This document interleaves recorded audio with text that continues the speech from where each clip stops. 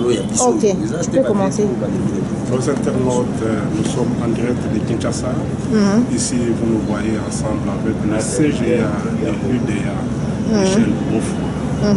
Avec lui, nous allons aborder quelques points d'actualité. Premièrement, nous avons parlé du meeting qui va se tenir le dimanche sur le boulevard Triomphal, du boulevard des Triomphal. Et deuxièmement, nous allons parler du dépôt de la requête par la majorité présidentielle à la Cour constitutionnelle. Bonjour, monsieur le CGA. Bonjour, monsieur le journaliste. Monsieur le CGA, dimanche, vous avez un grand meeting populaire, mais avec les informations que nous avons, le gouvernement de ville n'a pas autorisé ce meeting et vous tenez à faire ce meeting. Ne voyez-vous pas que vous cherchez l'accrochage entre vous et l'hôtel de ville de Kinshasa?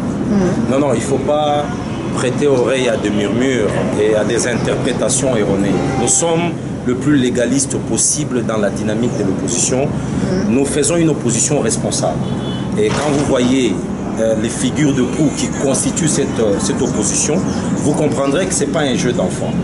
Nous avons saisi l'autorité compétente pour informer à l'autorité, conformément aux dispositions de la loi en matière d'organisation d'événements, que nous allons occuper l'espace en face du stade de Martyrs pour notre meeting. C'est un droit légitime, c'est un droit qui nous revient. Et donc, l'autorité a demandé que l'événement soit localisé, ce qui est impossible vu l'avancement de nos préparatifs. C'est pour ça que nous avons informé à l'autorité qu'elle est en mesure de sécuriser l'événement et que l'autorité prenne les dispositions qui conviennent, les dispositions qui sont légales pour qu'on ne puisse pas heurter à l'ordre public, qu'on ne puisse pas déranger qui que ce soit et que tout se tienne dans le respect de l'ordre public et dans la sécurisation de la population congolaise. Parce que ce sont les Congolais qui vont venir répondre à ce meeting-là ce dimanche 24 à partir des 10h. Et donc, l'autorité est dans l'obligation de sécuriser ce peuple-là. Et comme nous l'avons saisi, comme nous le dit la loi, et donc pour nous, ce meeting se tiendra à ce même lieu-là. Et donc, nous allons être là et nous attendons que la police nous accompagne, nous attendons que la mairie nous accompagne et ça va se tenir comme ça. Là, par là, je vois qu'il y aura un bras de fer parce que quand même, il y a eu beaucoup de rencontres entre la dynamique et le gouverneur de la ville. Il vous a demandé quand même de délocaliser vu les circonstances de la trompe de la ville. Il n'y aura pas bras de fer, il y aura l'organisation d'un meeting. Un meeting dont l'autorité a l'information dans le délai légal. Nous l'avons saisi comme nous l'oblige la loi en République démocratique du Congo. Il n'y aura pas bras de fer, il y aura l'organisation d'un meeting qui est autorisé, s'il faut le dire, même si nous n'avons pas besoin d'une autorisation pour ce genre d'événement, mais nous avons informé l'autorité. Et donc, il n'y aura pas bras de fer. Vous dites qu'on nous a demandé de délocaliser. Non, c'est aussi notre droit de choisir quand nous estimons qu'un lieu est indiqué pour le genre de manifestation que l'opposition veut organiser. C'est un droit le plus légitime comme Congolais. Nous sommes une organisation, nous sommes une opposition dans ce pays et je crois qu'être au pouvoir, être autorité, c'est aussi être légaliste et respecter les dispositions de la loi. Donc nous ne sommes que dans le cadre de la loi et nous pensons que nous n'allons nullement à l'encontre de ce qui est prévu. Donc nous serons là le dimanche, je le répète encore, à partir des 10h.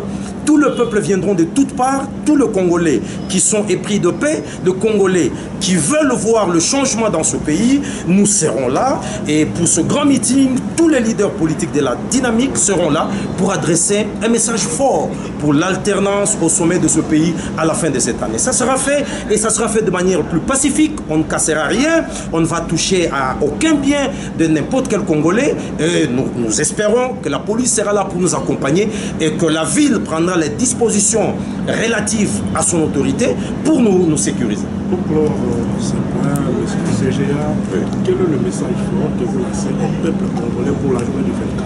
Le message fort, c'est que nous devons éviter la distraction.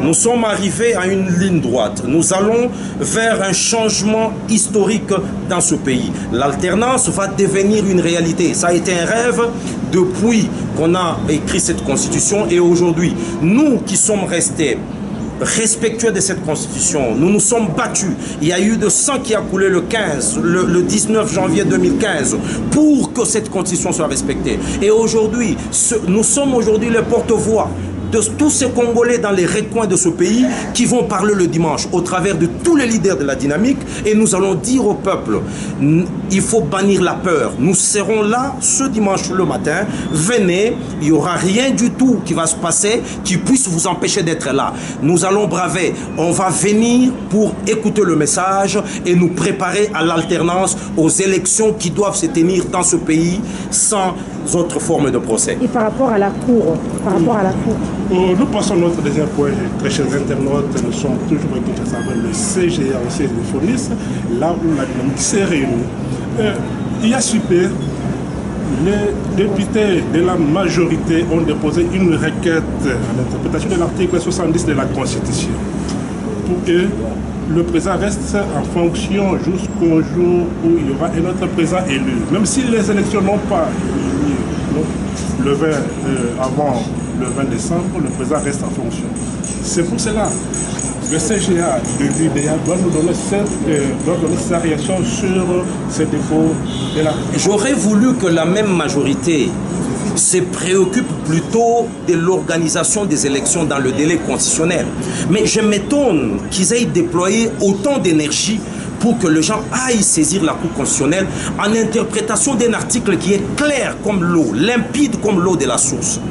Écoutez, nous n'allons pas nous verser dans cette confusion et dans cette distraction. L'article 70 de la Constitution est clair comme l'eau. Et nous n'avons pas besoin d'une interprétation secondaire ou additionnelle ou hasardeuse. Et ici, je mets en garde tous les juges de la Cour constitutionnelle de ne pas s'hasarder à entrer dans ces jeux très dangereux contre le peuple. Parce que de toutes les façons, ce sont des Congolais et les actes qu'ils posent sous serment sont des actes que nous allons verser dans l'annale de l'histoire de ce pays et ils vont en répondre un jour. Et donc, nous trouvons ça sans objet. Pourquoi est-ce qu'aujourd'hui, quelle est l'opportunité de cette démarche de toucher, de saisir la Cour constitutionnelle en interprétation? Quelle est cette opportunité? C'est simplement que tous ces députés de la majorité veulent trouver une onction dans la Cour constitutionnelle pour encourager le glissement qui va s'en suivre.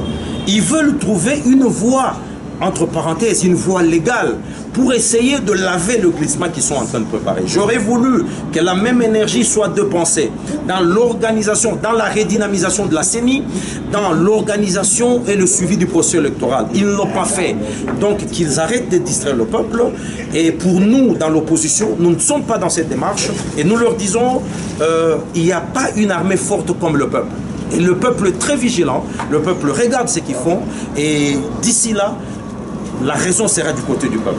Monsieur le CGA, quand même, ils ont donné les raisons de poser cette requête. C'est pour éviter les pires après le 20, parce que pour eux, c'est pratiquement impossible d'organiser les élections dans le délai.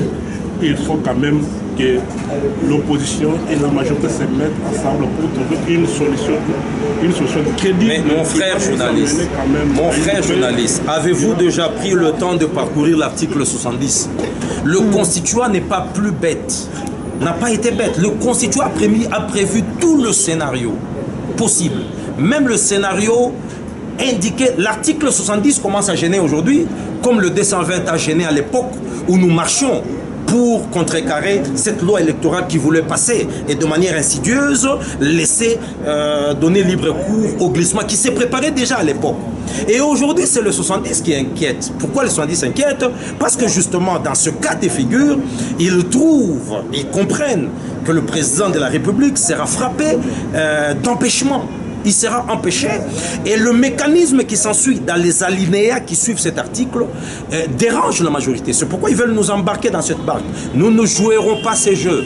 Le constituant a été intelligent et prévoyant. Il a prévu tous les scénarios possibles, y compris le scénario de l'empêchement du président de la République prévu dans l'article 70. Et ça se fera comme ça. Nous ne marcherons pas. Et la cour, nous la prenons au témoin, ce n'est pas une cour inféodée à un pouvoir, mais c'est une cour constitutionnelle qui a prêté serment sous cette même constitution. Et s'ils vont à l'encontre de la constitution, nous allons tirer dans l'opposition, nous tirerons les conséquences qui conviennent. Et qu'ils le sachent, nous sommes sur une ligne droite et la dynamique ne va plus reculer. Ce dimanche, nous commençons et nous annonçons un autre temps. Alors que faire pour éviter les chaos après le 20 décembre s'il n'y a pas d'élection? Il n'y aura pas de chaos. Dès que le temps sera venu, l'opposition dira à la population ce qu'il faudrait faire. Et la Constitution a prévu tout cela. Il n'y aura pas de chaos, pas de chaos. Un homme ne peut pas en lui seul prendre tout un peuple en otage et tout un pays. Pourquoi le chaos? Les hommes sont passagers, c'est les institutions qui restent. Les institutions seront là et les institutions sont garanties par la Constitution, qui est l'épine dorsale d'un pays. Et c'est ça que nous allons nous battre, pour lequel nous allons nous battre jusqu'à notre dernière goutte de sang. Merci très chers internautes, vous êtes si nombreux à nous suivre sur la ligne et nous sommes là pour vous. Tozawana, atana chambre, tokotuna kaka, atana wisi, tokotuna kaka, ata wapi tokotuna kaka, tokuta yo sokula, tokotuna yo kaka, pour les amosala na biso. Merci beaucoup. Merci Mingindebo, merci beaucoup.